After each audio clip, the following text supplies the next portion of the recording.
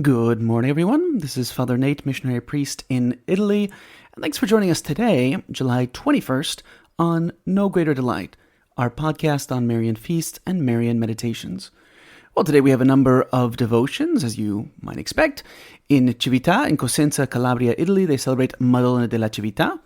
They also celebrate that in the Archdiocese of Gaeta, which we'll talk about in just a little bit. We have more information on that one. Likewise, they celebrate Notre Dame de Verdun in Lorraine in France. This comes to us from the Abbot Orsini.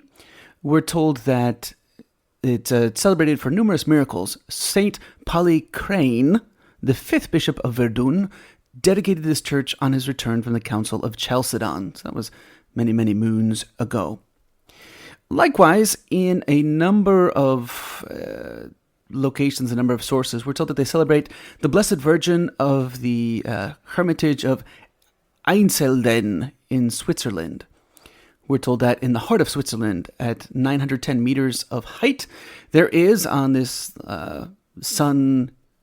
sun-blessed plain, the city of Einsiedeln, right, in the canton of Schwyz.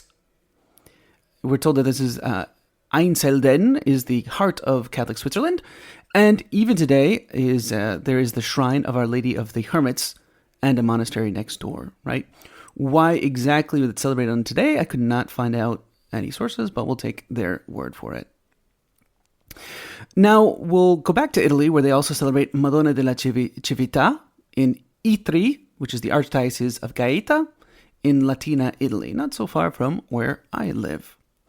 So the shrine of the Madonna della Cività is in, as we said, in Itri, in the Archdiocese of Gaeta, and we are told that it is the oldest Marian church in the world dedicated or consecrated to the Immaculate Madonna, right?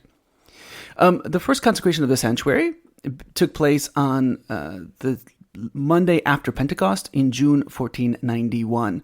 The Bishop of Gaeta, back then in the day it was Francesco Patrizzi, consecrated the church, and it was already dedicated from long time before to Holy and Immaculate Virgin Mary, right?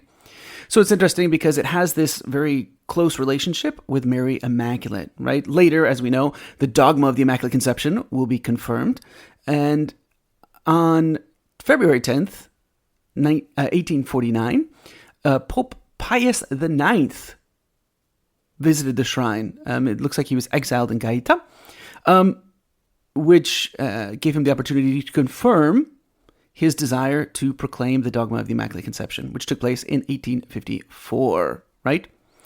Which is interesting. So 140 years later, so June 29th, 1989, Pope St. John Paul II also went to the shrine in Cività because he was making a pastoral visit in the Archdiocese of Gaeta, and he visited it and went to go bless the sick, right? We're told again that this is a very, very old shrine, right? There's a popular oral tradition that says that the image that's venerated there was found by a deaf-mute shepherd who was looking for it says a lost cow, so not a shepherd, what do you call them? A cow's herd, right? And interesting, as he's going out looking for this cow, he finds the cow actually kneeling before like just a bunch of plants, and inside there is this image, right? Again, it's not entirely sure where this image came from, but it's possible that the image actually was taken out of Constantinople during the iconoclast persecutions around the 8th century, right? The first historical documentation that we have of this image dates all the way back to 1147. And again, the big thing here is the feast on today, July 21st, because in 1527, Our Lady of Cività freed the town and all the people in the nearby region from the plague, right? The image was crowned for the first time also on July 21st, 1777, when Carlo Pergamo was the bishop. And again, since 1985, it's been under the pastoral care of the Passionist priests. Lastly, for today, it's kind of interesting, they celebrate the Gua Maria Sawe Ramat in Cistana, in Cigugur, in Kunigan, West Java, in Indonesia, right? So in 1979, Indonesian Catholics built a Marian grotto on Totombok Hill.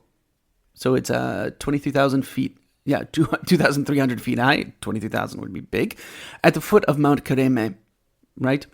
In the local language, Totombok means suffering losses. But we are told that actually after they built grotto, the farmers in the region actually were quite blessed, right? They did not suffer any losses. Things got much better. The shrine was dedicated by Joseph Cardinal Tomko of Slovakia on, you guessed it, July 21st, 1990. So that's what we're celebrating today in the Marian world on July 21st. For today's Marian meditation, taken from the book by Father Ildefonso Villar, we begin Meditation 90, entitled The Heart of Our Lady. And this one concerns a lot of flower imagery that surrounds the devotion to the Immaculate Heart of Mary. Our first point is entitled The Crown of Flowers. When looking at the picture of the most pure heart of Mary, you cannot help but noticing a crown of flowers around it. You ask yourself what it stands for. You recall the crown of sharp thorns around the Sacred Heart of Jesus. Well, here Mary has a crown of roses. There's actually no difference between these crowns. Both hearts beat together. The feelings of the one find an echo in the other. Therefore, the thorns in Jesus' heart must also pierce the heart of his mother. The only difference is the symbolic meaning attached to the crowns. The crown of thorns stands for the ingratitude of men towards the heart of Jesus, while the crown of roses represents the charm and beauty of the virtues which rise in Our Lady's heart. Notice, however, that while the crown of thorns is not without flowers, neither are the roses without thorns.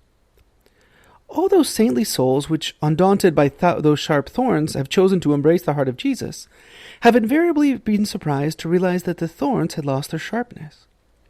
Indeed, divine love had so transformed them that those thorns were changed into exquisite flowers of alluring scent. There is no doubt about it. Test it and see. Give yourself up entirely to the love of God.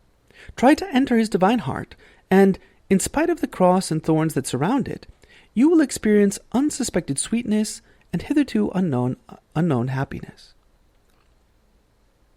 This is the hidden treasure, an infinite treasure which enriches souls and renders them happy. A treasure, though, which is hidden behind thorns and the cross. Unfortunately, many souls grow frightened at what faces them, so that they never reach the point of savoring the sweet honey contained therein. That then is why the heart of Our Lady is depicted by flowers. No one as she embraced the thorns of the heart of her Son, and the thorns were immediately converted into charming roses of the most sublime virtue. For today's reading from the Admirable Heart of Mary by St. John Eudes, we continue with chapter 10, wherein St. John Eudes comments on, "He hath scattered the proud in the conceit of their heart." Again, this is all on the commentary on the Magnificat. Let us now examine the meaning of the words, "in the conceit of his heart." St. Augustine explains them in this way: "He hath destroyed the proud by a secret and profound resolution of his divine will. For it was by a profound determination that God was made man, and the innocent suffered in order to redeem the guilty, a most secret resolution of which the devil could not have had knowledge."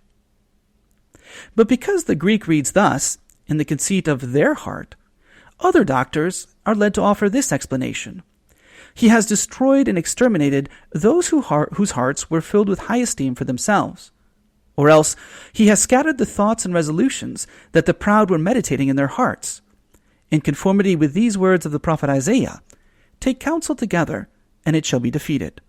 That comes to us from Isaiah, chapter 8, verse 10. Hello, and we hope that you enjoyed listening to our Marian podcast. In the spirit of Saint Bernard of Clairvaux, we say to you that there is no greater delight than to spread the devotion of Our Lady. We hope you share these sentiments and encourage you greatly to share with a loved one. Know that you are always in our prayers, and we ask that you keep us in yours. God bless.